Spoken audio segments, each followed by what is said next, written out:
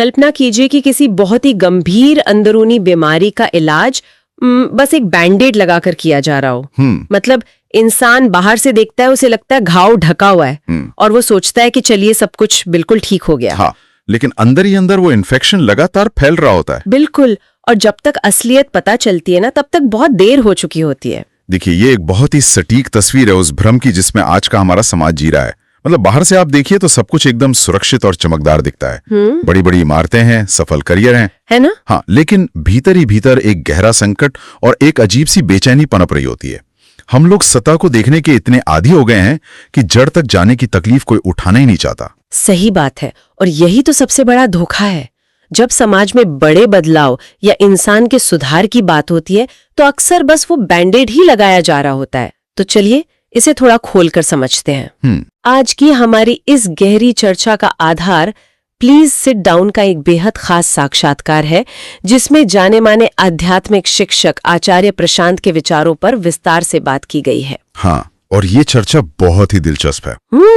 और इसे जो चीज सबसे ज्यादा खास बनाती है ना, वो है उस इंसान की अपनी कहानी। मतलब एक ऐसा व्यक्ति जिसने भारत की सबसे कठिन परीक्षाएं पास की। बिल्कुल।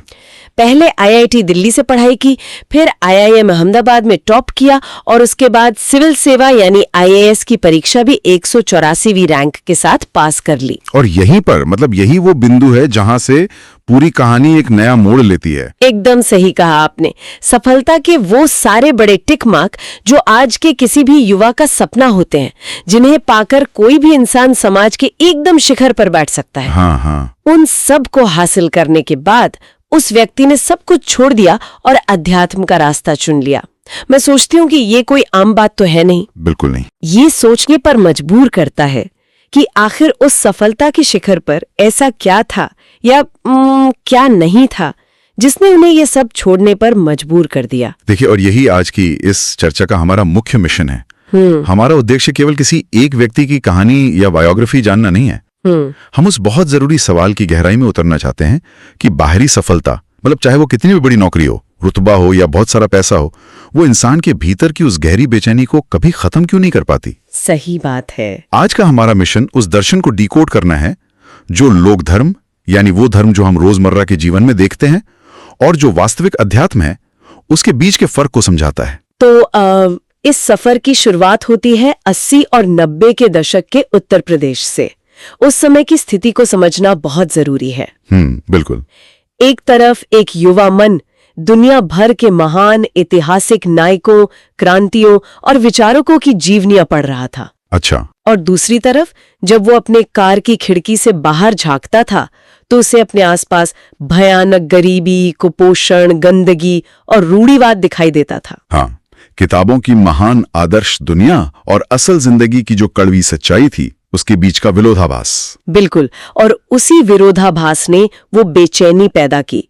इसी बेचैनी से ये विश्वास आया कि चलो आईएएस बनकर व्यवस्था के भीतर से दुनिया बदली जा सकती है। लेकिन स्रोत से हमें पता चलता है कि तैयारी के दौरान ही एक बहुत बड़ी सच्चाई सामने आ गई थी। ये समझ आ गया था कि ब्यूरोक्रेसी बदलाव लाने का कोई औजार नहीं है। एकदम से। ये ढांचा तो बाय डिजाइन स्टेटस को बनाए रखने के लिए है।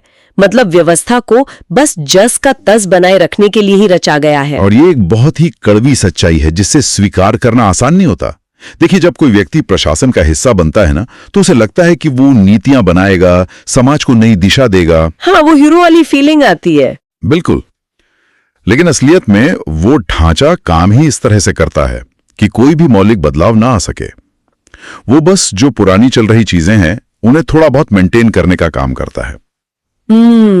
ये तो कुछ वैसा ही हो गया है जिसे मान लीजिए कोई एक बहुत बड़ी कंपनी का सीईओ बनना चाहता हो। अच्छा। ये सोचकर कि वो वहां जाकर रातों रात कोई नया और क्रांतिकारी उत्पाद बना देगा। लेकिन जब वो उस कुर्सी पर बैठता है तो उसे पता चलता है कि उसकी नौकरी तो सिर्फ उस पूरी बिल्डिंग की प्लम्बिंग को ठीक रखना है। हाँ। बस लीकेज रोकना है, कोई नया उत्पाद नहीं बनाना। उदाहरण तो आपका बहुत अच्छा है, लेकिन यहाँ पेंच कुछ और भी है। बात सिर्फ प्लम्बिंग ठीक करने की नहीं है। अच्छा। बात यह है कि वो प्लम्बिंग जानबूझकर ऐसे डिजाइन की गई है कि वो कभी पूरी तरह से ठीक ना हो सके। अरे बाप रे। ताकि प्लम्बर की जरूरत हमेशा बनी रहे। इसी मोहभंग ने उन्हें आईएएस का रास्ता छोड़ने पर मजबूर किया इसके बाद वे IIM अहमदाबाद गए। लेकिन वहां भी उन्हें एक अजीब सा खालीपन दिखा। उन्होंने गहराई से महसूस किया कि वहां के जो छात्र थे उनके पास दुनिया भर की अर्थव्यवस्था, व्यापार का ज्ञान तो कूट कूट कर भरा था। हाँ, मतलब टॉप माइंड्स थे वो देश के। बिल्कुल, लेकिन उनके पास स्वयं का कोई ज्ञान नहीं था। वे ये तो जानते थे कि दुनिया कैसे चल रही है, लेकिन वे खुद भीतर से कैसे चल रहे हैं इसका उन्हें कोई अंदाजा नहीं था। ये सच में एक बहुत बड़ा विरोधाभास है कि दुनिया की सबसे अच्छी शिक्षा व्यवस्था इंसान को खुद के बारे में ही कुछ नहीं सिखाती। एकदम सही। और इसी संदर्भ में बाहरी क्रांतियों का जिक्र भी आता है। स्रोत में रूसी और फ्रांसीसी क्रांतियों का उदाहरण दिया गया है। हाँ, मैंने पढ़ा था वो। वे क्रांतियां भी एक सीमा के बाद विफल हो गईं। क्यों? क्योंकि बाहरी ढांचा, सत्ता और कानून तो बदल गए, लेकिन जो इंसान उस नई व्यवस्था को चलाने वाला था वो भीतर से वही पुराना लालची और डरावा इंसान था। मतलब इंसान भीतर से नहीं बदला था। बिल्कुल। इसी बुनियादी कमी को दूर करने के लिए IIM में ही साहित्य के माध्यम से नेतृत्व नाम का एक कोर्स शुरू किया गया था, जिसमें क्लासिक साहित्य से होते हुए धीरे धीरे उपनिषद और गीता जैसे ग्रंथ शामिल किए गए। लेकिन यहाँ ना मेरे मन में एक बहुत ही व्यावहारिक सवाल उठ रहा है। बताइए। क्या समाज को बदलने से पहले सचमुच व्यक्ति को भीतर से बदलना इतना ज्यादा जरूरी है? मेरा मतलब है, अगर किसी व्यक्ति का पेट खाली है तो क्या उसे पहले अध्यात्म चाहिए या खाना? क्या समाज को पहले भूख और गरीबी जैसी बाहरी स्थितियों से नहीं लड़ना चाहिए? मुझे तो ये बुनियादी बात लगती है। देखिए, यहाँ जो सबसे दिलचस्प बात है वो ये है कि इस सवाल का जवाब बहुत गहराई से दिया गया है। स्रोत बाहरी स्थिति और आंतरिक स्थिति के बीच एक बहुत स्पष्ट लकीर खींचता है। अच्छा। बाहरी स्थिति जैसे गरीबी, भुखमरी, वो अपनी जगह सच है, लेकिन एक आंतरिक स्थिति भी होती है जिसे वैचारिक संगति कहा जाता है। वैचारिक संगति, इसे थोड़ा आसान भाषा में समझना होगा। हाँ, वैचारिक संगति का मतलब है कि इंसान के भीतर का विवेक जगा हुआ हो, उसकी सोच में एक ठहराव हो और सत्य के प्रति झुकाव हो। स्रोत में ना एक बहुत ही कड़वा लेकिन यथार्थवादी उदाहरण दिया गया है। क्या? मान लीजिए कि किसी ऐसे व्यक्ति को 500 रुपए की आर्थिक मदद दी जाती है जिसके भीतर ये वैचारिक संगति या विवेक नहीं है, तो बहुत संभव है कि वो उस पैसे का उपयोग अपने बच्चों की शिक्षा या अच्छे भोजन के लिए ना करे। तो फिर वो क्या करेगा? हो सकता है वो उस पैसे की शराब पी जाए। तो मेरा मतलब बाहरी मदद तब तक बेकार है जब तक इंसान भीतर से सही फैसले लेने के लायक ना हो। ठीक यही बात है। इसलिए बिना स्वयं को जाने और बिना अपना विवेक जगाए समाज सुधार करने निकल पड़ना असल में विनाशकारी हो सकता है। समाज सुधार की पहली शर्त स्वयं का सुधार है। ये बिल्कुल वैसा है कि बिना खुद तैरना सीखे किसी और को डूबने से बचाने के लिए गहरे पानी में कूद जाना, इससे दोनों ही डूबेंगे। सही बात है। अगर बदलाव सचमुच व्यक्ति के भीतर से ही आना है तो फिर ये समझना बहुत जरूरी हो जाता है कि ये व्यक्ति या मन आखिर है क्या। बिल्कुल। रोजमर्रा की जिंदगी में हम कहते हैं ना कि मेरा मन कर रहा है या मेरा मन उदास है, लेकिन स्रोत में मन की परिभाषा बिल्कुल अलग दी गई है। वहां कहा गया है कि मन अपने आप में चेतन नहीं है। हाँ, ये बहुत गहरी बात है। जब हमारा अहंकार अपनी खुद की अपूर्णता को मिटाने के लिए बाहरी दुनिया की चीजों से रिश्ता जोड़ लेता है, तब वो मन बन जाता है। ये बात हजम करना थोड़ा मुश्किल है। हाँ, मैं समझ सकता हूँ। इसे समझने के लिए स्रोत में एक बहुत ही विजुअल और स्पष्ट उदाहरण दिया गया है। आप कल्पना कीजिए कि एक बड़ा सा कमरा है। ठीक है। और उस कमरे के बीचों बीच एक नेताजी कुर्सी डालकर बैठे हैं। वे नेताजी हमारा अहंकार हैं या हमारा सेल्फ कॉन्सेप्ट है, यानी हम खुद को जो कुछ भी मानते हैं। अच्छा, नेताजी अहंकार हैं? हाँ। अब उन नेताजी के आसपास जो भीड़ जमा हो गई है ना, यानी वे बाहरी विषय, चीजें, रिश्ते, संपत्तियां जिनसे अहंकार ने अपना नाता जोड़ लिया है, वो पूरी की पूरी भीड़ मन है। अहंकार के इर्द गिर्द बसा हुआ ये पूरा मोहल्ला ही वास्तव में मन कहलाता है। नेताजी अकेले कुछ नहीं है, वे भीड़ के बिना अधूरे हैं और वो भीड़ ही मन का शोर है।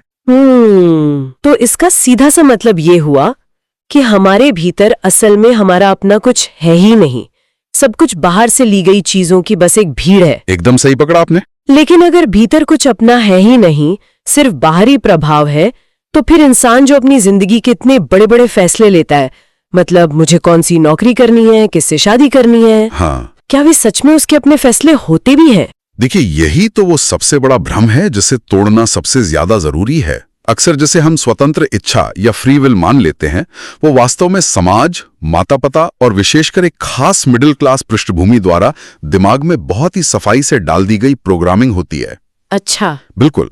एक सुरक्षित नौकरी मिल जाए, फिर सही उम्र में शादी हो जाए, फिर बच्चे हों, ये किसी भी इंसान का अपना कोई मौलिक चिंतन थोड़ी है। हाँ, ये तो सब एक ही जैसा सोचते हैं। हाँ, यह बस समाज द्वारा थमाई गई एक स्क्रिप्ट है जिसे इंसान अपनी खुद की आवाज मानकर जीवन भर निभाता रहता है।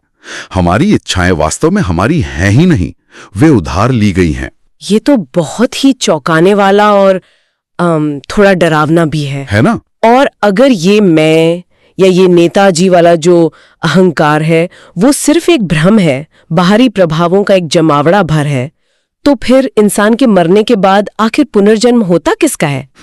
ये सवाल तो सीधे उन धार्मिक मान्यताओं की जड़ पर प्रहार करता है जिन्हें सदियों से हम सच मानते आ रहे हैं। बिल्कुल। और यहाँ ये दर्शन बहुत ही तार्किक और एकदम वैज्ञानिक हो जाता है। स्रोत पूरी स्पष्टता से कहता है कि पुनर्जन्म तो होता है, लेकिन किसी व्यक्ति या किसी तथाकथित जीवात्मा का नहीं। तो फिर किसका? पुनर्जन्म प्रकृति का होता है, समष्टि का होता है। एक मिनट, मैं आपको यहाँ रोकूंगी। ये समष्टि शब्द थोड़ा भारी है, इसका असल में क्या मतलब है? समष्टि का मतलब है संपूर्णता, संपूर्ण प्रकृति या द कलेक्टिव। इसे ऐसे समझिए कि ब्रह्मांड एक विशाल तंत्र है। इसमें चीजें बनती हैं और बिगड़ती रहती हैं, लेकिन कुल मिलाकर जो ऊर्जा है, जो मूल तत्व है, वो वही रहता है। व्यक्ति तो बस एक छोटा सा बुलबुला है। हाँ, स्रोत में इसे समझाने के लिए सागर और लहर का बड़ा ही सुंदर उदाहरण दिया गया है। बिल्कुल। सागर से एक लहर उठती है, उसे एक आकार मिलता है और फिर वो वापस गिर जाती है।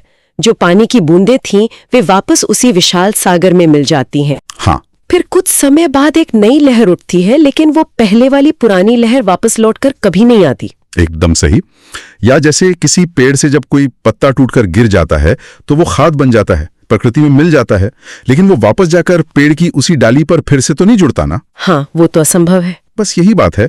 और इसी ठोस आधार पर भारतीय समाज की जाति व्यवस्था और पीढ़ियों से चले आ रहे शोषण पर बहुत तगड़ा प्रहार किया गया है। अच्छा। हाँ, ये कहना कि किसी इंसान ने अपने पिछले जन्म में बुरे कर्म किए थे इसलिए वो आज शूद्र पैदा हुआ है या उसके साथ आज अत्याचार होना जायज है, ये एकदम बेबुनियाद और कचरा बात है।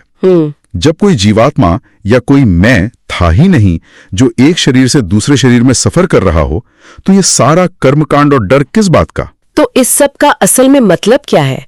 मतलब क्या सदियों से इस जीवात्मा और पुनर्जन्म के डर का इस्तेमाल सिर्फ इसलिए किया गया ताकि सत्ता और धर्म के ठेकेदार आम लोगों को डरा सके? जी। और समाज की इस शोषणकारी व्यवस्था को बिना किसी विरोध के बस जस का तस बनाए रख सके? देखिए, ये एक बहुत महत्वपूर्ण सवाल खड़ा करता है और इसी वजह से स्रोत में लोक धर्म और वास्तविक धर्म के बीच एक बहुत गहरी खाई बताई गई है। लोक धर्म? हाँ, जिसे आमतौर पे हम धर्म मान लेते हैं, जो पंडितों से, पारिवारिक आयोजनों से या समाज से हमें विरासत में मिलता है, वो महज लोक धर्म है, जिसे स्रोत में फिल्मी धर्म भी कहा गया है ना? बिल्कुल। ये बस डराने और कंट्रोल करने का साधन है। असली धर्म तो उपनिषद और वेदांत के अद्वैत दर्शन में है। अद्वैत दर्शन यानी वो विचार जो कहता है कि हम सब एक ही हैं, अलग अलग नहीं। एकदम सही। अद्वैत यानी जहां दो नहीं हैं, जहां अमीर और गरीब, ऊंची जाति और नीची जाति का कोई भेद ही नहीं है, जो हर इंसान को उस परम सत्य का हिस्सा मानता है। इसीलिए स्रोत इस बात पे जोर देता है कि मूल धर्म ग्रंथों का पाठ स्वयं करना जरूरी है, ना कि बिचौलियों के माध्यम से सुनना। और सबसे बड़ी बात, इसी लोक धर्म को सत्ता और पॉलिसी मेकिंग से पूरी तरह दूर रखना ही असली सेक्युलरिज्म है। सही बात है। धर्म का काम तो आत्मा को आजाद करना है, न कि समाज को बेड़ियों में जकड़ना। बिल्कुल। चलिए, दर्शन और उपनिषदों की इन गहरी बातों को अब थोड़ा रोजमर्रा की प्रैक्टिकल जिंदगी में उतार कर देखते हैं। हाँ, ये बहुत जरूरी है, क्योंकि इतने बड़े ज्ञान का क्या ही फायदा अगर वो किसी को नौकरी और रिश्तों की उलझनों से बाहर ना निकाल पाए। स्रोत में निर्णय लेने का एक बहुत ही शानदार और सीधा सूत्र दिया गया है। हाँ। कि वो चुनो जो तुम्हारे बंधनों को काटे, ना कि वो जो तुम्हारे अहंकार को और बड़ा करे। और यहीं पर वो कॉर्पोरेट जगत के एक बहुत मशहूर टूल का जिक्र आता है, स्वॉट एनालिसिस, यानी इंसान की ताकत, कमजोरी, अवसर और खतरों का आकलन। हाँ, SWOT। जी। आचार्य प्रशांत इस पूरे मैनेजमेंट सिद्धांत को पूरी तरह से उलट देते हैं। आमतौर पे कोई भी करियर काउंसलर आपको क्या कहेगा? वो कहेगा कि अपनी स्ट्रेंथ यानी अपनी ताकत को पहचानो और उसी पर खेलो। बिल्कुल। जहां अवसर दिखे वहां टूट पड़ो। हाँ, लेकिन यहाँ तो कुछ और ही कहा जा रहा है। यहाँ कहा जा रहा है कि जिंदगी अपनी स्ट्रेंथ्स पर खेलने के लिए नहीं बनी है। जिंदगी तो अपनी वीकनेस यानी अपनी कमजोरियों को काटने के लिए है। ये बात थोड़ी अजीब लगती है। मतलब एक कॉर्पोरेट माहौल में जहां हर कोई बस आगे निकलना चाहता है, वहां कोई अपनी कमजोरियों पर काम करके कैसे सफल हो सकता है? क्योंकि यहाँ सफलता की परिभाषा ही अलग है ना। अगर कोई सिर्फ अपनी स्ट्रेंथ के पीछे भागेगा तो वो क्या करेगा? वो बस अपनी इच्छाओं और अपने अहंकार को और बड़ा करेगा। अच्छा। वो कहेगा मैं इस काम में बहुत अच्छा हूं, मुझे और पैसे दो, मुझे और बड़ा पद दो। इससे उसके भीतर की बेचैनी खत्म थोड़ी होगी, बल्कि और बढ़ जाएगी। जिंदगी का मकसद और बड़ा नौकर बनना नहीं है, बल्कि आजाद होना है। तो फिर वो क्या चुने? इसलिए जब बात रिश्तों और नौकरी चुनने की आती है तो स्रोत का कहना है कुछ मत चुनो। कुछ मत चुनो मतलब क्या सब कुछ छोड़कर जंगल में बैठ जाना है? अरे नहीं, इसका मतलब निष्क्रिय होना या काम छोड़ना नहीं है। इसका मतलब है कि चुनाव बाहरी दुनिया की चमक दमक के आधार पर मत करो, सिर्फ आत्ममुक्ति की ओर बढ़ो। अच्छा। जब इंसान खुद को गहराई से जान लेता है, अपनी कमजोरियों और डरों को पहचान लेता है, तो उसे कुछ चुनना नहीं पड़ता। जीवन के सही फैसले खुद ब खुद होने लगते हैं। इसे समझाने के लिए स्रोत में 2 महिलाओं का एक बहुत ही स्पष्ट उदाहरण है। हाँ, वो उदाहरण मुझे बहुत प्रभावशाली लगा। एक तरफ एक गरीब पृष्ठभूमि की महिला है जिस पर उसके ससुराल वालों का भारी दबाव है कि वो बेटे को ही जन्म दे। उसकी जिंदगी एक तरह के नरक में बदल गई है। बिल्कुल। बाहर से देखने पर ये दोनों एकदम अलग दुनिया के लोग लगते हैं। एक की समस्या अशिक्षा और गरीबी लगती है और दूसरे की कॉर्पोरेट स्ट्रेस। लेकिन देखिए, अगर गहराई में जाए ना तो वास्तव में दोनों का ही शोषण हो रहा है। हाँ। और ये शोषण इसलिए संभव हो पा रहा है क्योंकि दोनों के ही भीतर कोई ना कोई स्वार्थ, कोई बहुत गहरा डर या लालच बैठा हुआ है। बिल्कुल। गरीब महिला डरती है कि अगर वो विद्रोह करेगी तो उसे घर से निकाल दिया जाएगा। सही बात है। और वो जो कॉर्पोरेट मैनेजर है वो डरता है कि अगर उसने बॉस की बात नहीं मानी तो उसकी ईएमआई कैसे भरी जाएगी और उसका जो लाइफस्टाइल है वो कैसे मेंटेन होगा। दोनों की समस्या बाहर से अलग दिखती है, लेकिन जड़ एक ही है। तो समाधान भी एक ही होगा। बिल्कुल, समाधान एक ही है, स्वयं को जानना और भीतर के उस डर को काटकर आजाद होना।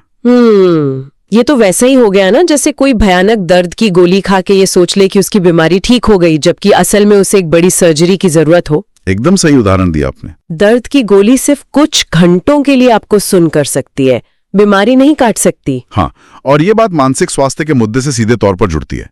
स्रोत बहुत स्पष्ट रूप से कहता है कि जिन लोगों को सिर्फ लक्षणों से तात्कालिक राहत चाहिए, जैसे बस नींद आ जाए या घबराहट कम हो जाए, उनके लिए मनोवैज्ञानिक या दवाइयां ठीक हो सकती हैं। वो दर्द की गोलियां हैं। बिल्कुल, लेकिन जिन्हें अपनी बेचैनी की बीमारी को जड़ से काटना है, उनके लिए अध्यात्म और आत्मज्ञान ही एकमात्र रास्ता है। क्योंकि ज्यादातर मानसिक बीमारियां बाहर से उड़कर नहीं आती, इंसान अपनी गलत मान्यताओं और डरों के कारण उन्हें खुद पकड़ कर रखता है।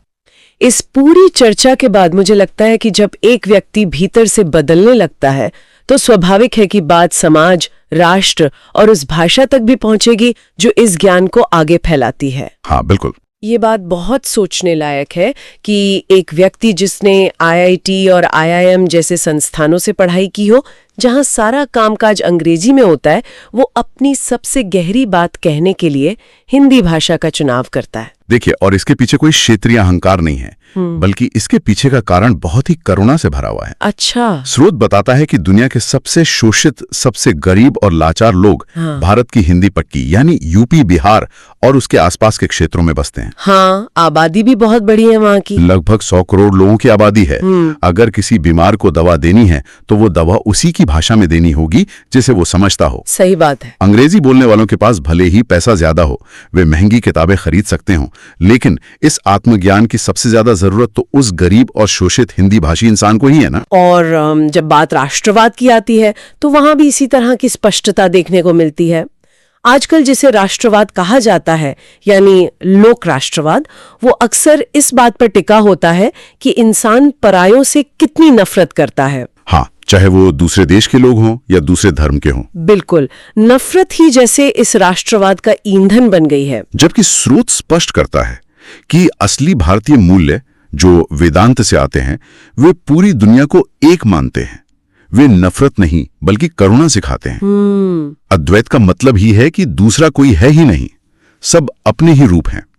और इसी बात को उस साक्षात्कार के रैपिड फायर राउंड के दौरान बहुत ही खूबसूरती से परखा गया था। अरे हाँ, वो हिस्सा तो सबसे ज्यादा रोचक था, जब उनसे पूछा गया कि अगर चुनना हो तो हीगल को चुनेंगे या कार्ल मार्क्स को, तो उन्होंने मार्क्स को चुना। जी, ये सच में चौंकाने वाला था। मतलब एक आध्यात्मिक शिक्षक उस कार्ल मार्क्स को चुन रहा है जिसने कहा था कि धर्म जनता के लिए अफीम है। मार्क्सवाद और अध्यात्म में क्या संबंध हो सकता है भला? मैं बताता हूं। दोनों के मूल में एक ही चीज है और वो है करुणा। मार्क्स के वर्गविहीन समाज के सपने के पीछे एक बहुत ही गहरी मानवीयता है। मार्क्स यह देखकर दुखी थे कि कैसे एक इंसान दूसरे इंसान का शोषण कर रहा है। अध्यात्म का अंतिम लक्ष्य भी तो यही है ना, करुणा का जागरण और हर तरह के शोषण से मुक्ति। स्रोत याद दिलाता है कि गौतम बुद्ध भी पहले व्यक्ति के उद्धार करता थे, समाज सुधारक वे बाद में बने। जब तक व्यक्ति भीतर से नहीं जागेगा, मार्क्स का वर्गविहीन समाज भी कभी सच नहीं हो सकता। और एक दूसरा सवाल भी था वहां, सीता या राधा? वहां उन्होंने सीता को चुना। ये चुनाव भी बहुत कुछ कहता है। हाँ, ये बहुत गहरा प्रतीक है। स्रोत के अनुसार उच्चतम सत्य, जिसे राम का प्रतीक माना गया है, उसकी गुलामी ही असल में सबसे बड़ी मुक्ति है।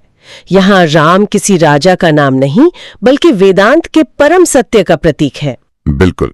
उस परम सत्य के प्रति पूर्ण समर्पण कर देना ही अपने छोटे से अहंकार से आजादी पाने का एकमात्र रास्ता है। देखिए, आज की इस पूरी चर्चा का दायरा सचमुच बहुत व्यापक रहा। इसमें यह साफ देखा जा सकता है कि कैसे बाहरी सफलता इंसान को भीतर से शांत नहीं कर सकती है। हाँ। कैसे पुनर्जन्म का असली अर्थ समष्टि और प्रकृति से जोड़ा है, न कि किसी व्यक्तिगत आत्मा से। और कैसे जीवन में सही फैसले लेने के लिए अपनी कमजोरियों का सामना करना ही पड़ता है। सच में इस गहरी चर्चा ने सफलता के उन सारे पारंपरिक पैमानों को पूरी तरह से तोड़कर रख दिया है जिन्हें हमारे समाज में पूजा जाता है। ये स्पष्ट हो गया कि ब्यूरोक्रेसी बदलाव का कोई औजार नहीं है और कैसे लोक धर्म ने लोगों को सिर्फ डराकर और नियंत्रण में रखा है। इसलिए सुनने वालों के लिए यह बहुत जरूरी है कि अगली बार जब वो अपने करियर के लिए कोई बड़ा फैसला लें या समाज की किसी सड़ी गली व्यवस्था से टकराने की सोचें, तो वो पहले एक बार शांति से खुद से ये सवाल जरूर पूछें। क्या सवाल? क्या मैं सचमुच भीतर से आजाद हूं, या मैं भी समाज द्वारा दिए गए किसी न किसी नशे या डरों के प्रभाव में जी रहा हूं? बिना खुद आजाद हुए दुनिया बदलने निकलना न सिर्फ मूर्खता है, बल्कि खतरनाक भी हो सकता है। बात एकदम पते की है और इसी के साथ इस चर्चा को यही विराम देते हैं। लेकिन श्रोताओं, जाने से पहले हम आपको एक विचार के साथ छोड़े जाते हैं।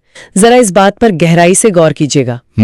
अगर इंसान की हर इच्छा, हर डर, हर सपना, हर पसंद और यहाँ तक कि उसके करियर या जीवन साथी का चुनाव भी समाज और माहौल द्वारा उसके दिमाग में डाला गया है, तो क्या आधुनिक युग में जिसे फ्री विल या अपनी मर्जी कहा जाता है, वो सिर्फ एक बहुत बड़ा और बेहद खूबसूरत दिखने वाला भ्रम है? सोचने वाली बात है। क्या इंसान असल में कभी आजाद होता भी है, या फिर उसी बैंडेड को अपनी असली त्वचा मानकर जीवन भर जीता रहता है? इस पर विचार जरूर कीजिएगा। अगली बार एक नए विषय के साथ फिर गहराई में उतरेंगे।